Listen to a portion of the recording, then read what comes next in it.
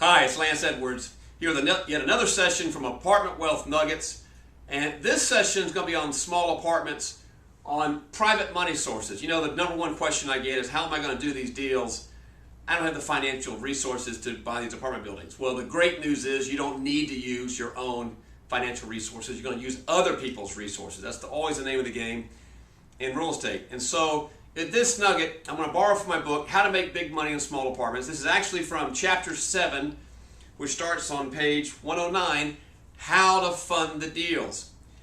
And there's many sources, private money sources, when it comes to using other people's money. But I'm going to tell you, for this session, the top 2 private money sources. Matter of fact, you can do a lot of deals if you focus on simply these 2 sourcing funds are doing small apartment deals. And those 2 sources are the seller, and secondly, self-directed IRA lenders. That's SD, is self-directed IRA lenders.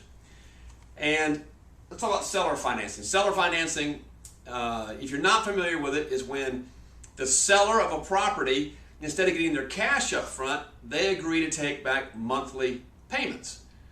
The IRS calls it an installment sale. It's very common in small apartments. They're going to take back monthly payments, so they're going to act like the bank.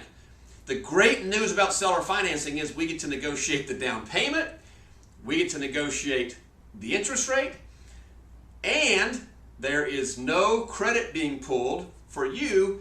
And the great benefit, even better than all that, is that these are non-recourse loans. You're not personally signing or personally guaranteeing the loan as you do on your home or your car, where if you're in default, the lender can not only take back your house, they can come after you. In seller financing, there's none of that. There's none of that. So seller financing is the way you want to fly. And so the secret to getting seller financing is, first of all, you always ask. You always ask. And the way that we make our offers, we give 3 options with every offer. There's 2 offers for seller financing, 1 for cash. And again, it's very common, and so we very routinely are getting seller finance deals. Now, let's say you've got the seller agreeing to seller financing. Well, if they agree to 100% seller financing, then you're done, right? You go to closing. But let's say the seller agrees to 90% seller financing, but the other remaining 10% of the purchase they want in cash. Where is that cash going to come from? Well, that leads to our second source of private money. It's self-directed IRA lenders. Now, these are mom and pop individual lenders who have their money in their self-directed IRA, and because it is labeled self-directed, the IRS allows them to choose who to loan the money to out of their IRA account, and that could be you. Matter of fact, this is how I got my start in small apartments. I had a self-directed IRA lender that would loan me money, and I would pay back his IRA out of the profits from my apartment building. Self-directed IRAs, again, your terms are going to be negotiable. You do not pay points. You negotiate your interest rate.